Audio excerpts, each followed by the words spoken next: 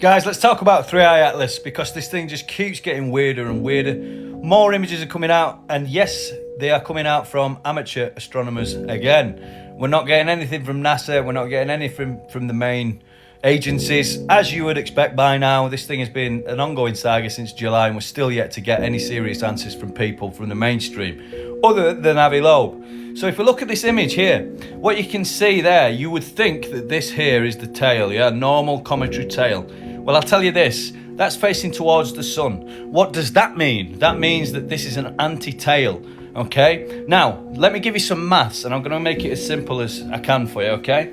Normal comets, when they're outgassing, so when they're warmed by the sun and the gases start firing out, okay? The normal sort of outgassing speed, shall we say, so in the velocity of which it sends these gases out into space is usually around 400 meters per second, something like that, right? So a handgun, traditional like 9mm pistol handgun, that's how fast the bullet moves out the gun. A solar wind moves at 4,000 meters per second, okay? So a factor of 10 increase, all right?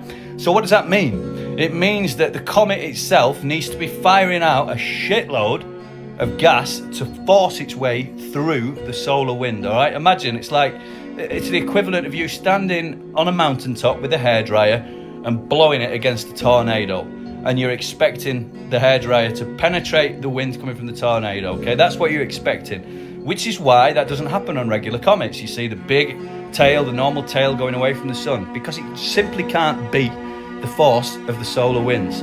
Not here, it seems. Okay, so this thing's pushing out an anti-tail towards the sun, which is in the realms of millions of kilometers, I believe, this tail, the length of it. Huge, huge tail, okay?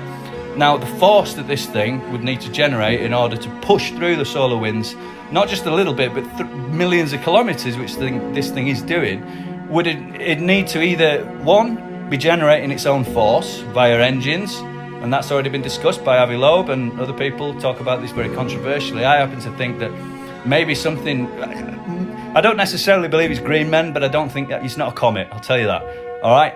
So yeah, like I said, it's got to force its way through that solar wind. Not only that, but the power I've already mentioned has got to generate it, but if it is just something, a piece of rock, or something that has been floating through space debris, and it is outgassing, the thing would have to be huge. It would have to be absolutely massive, because this thing's been outgassing this anti-tail for months now, all right? So you imagine the amount of the amount of mass that object would need to lose consistently